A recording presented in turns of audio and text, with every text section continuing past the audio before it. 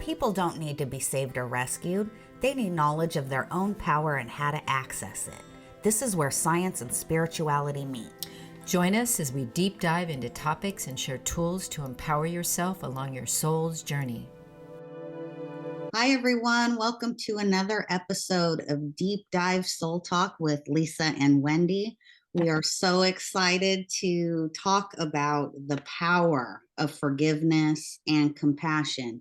Forgiveness is one of the keys that can help free yourself. It is one of the hardest lessons to learn. Freeing yourself. Some like to use the word enlightenment or evolving or transcending or transmuting experiences, situations, circumstances. I always have liked to think of forgiveness as the gift you give yourself.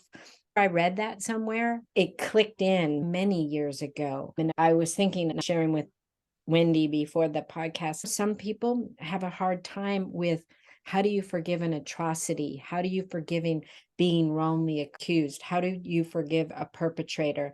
Those are deep types of things to forgive. How do you forgive a family member that betrayed you? Betrayal is a big thing tied in with forgiveness. Holding on to those resentments or that hurt, that pain, whatever it is that's linked to that situation, really just puts shackles on yourself, and it holds you back from succeeding and evolving in life. They become shackles that hold you down. It's, say I have a broken arm, you can see that. But if I'm ruminating with lack of forgiveness, that's this own personal battle and hell going on inside myself. And it's just eating me from the inside out. That's a huge, huge painful experience that one need not do. You can let it down. You can let it go and free yourself. And when we think about forgiveness, some of the components of forgiveness are for sure resentment, assumption, and harboring bitterness. When we hold on to these things, again, I just keep getting the image of shackles around you. When we give these things our energy and they can take over our power and disempower us, the way that we could unshackle ourselves is through forgiveness and compassion.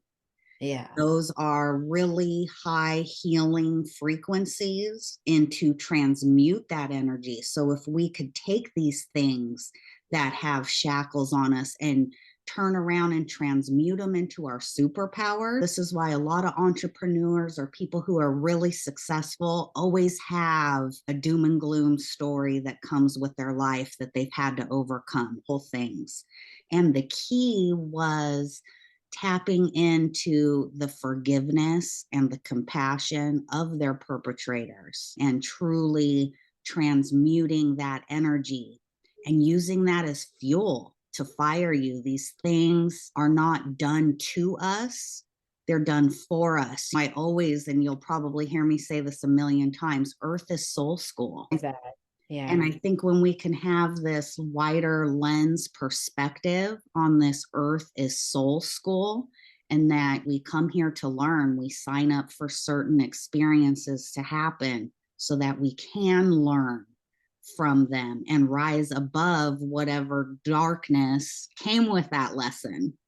Yeah, you've heard me say this is a test. This is only a test. We get these opportunities that come as tests every single day of our life. And how are we going to change them? Just want to say a little bit about not forgiving. That's a choice. If I chose to dig in, bear down, or just bolt down and I'm not going to forgive, it will shape you. It's a choice. What are you going to have shape you? People choose to not forgive people that are dead. They're just holding on to that lifetime of bitterness, or lack of forgiveness is caused by lack of communication, past hurts, jealousy, being reactive in our anger stance, to name a few. There's just that.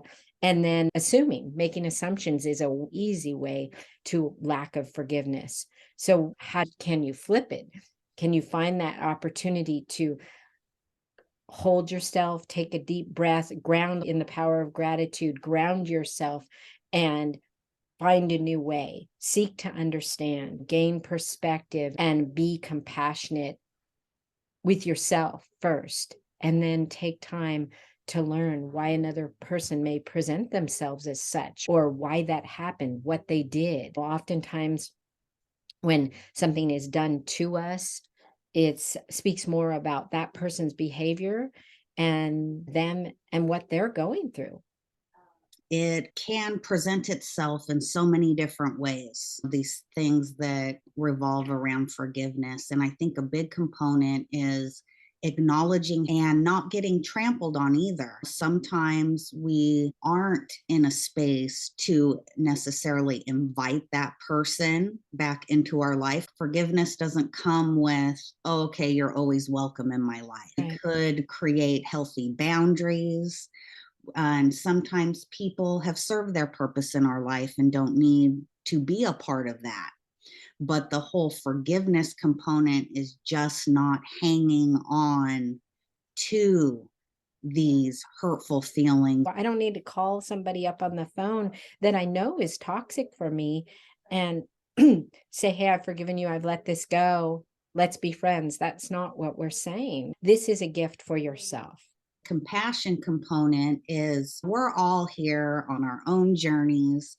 We don't know what other people have been through, all the ins and outs. We all go through phases. We learn different things. Some are catalysts for other people's learning. We're not here to change anyone or impose our views on other people. That can be a big component of harboring resentment, is just not seeing eye to eye with people. And I Right. think just having that gentle compassion of, you don't know what that other person's going through. Maybe they didn't mean to intentionally hurt you. It's their own inner work that's mirroring out into you, what's happening between you and that person.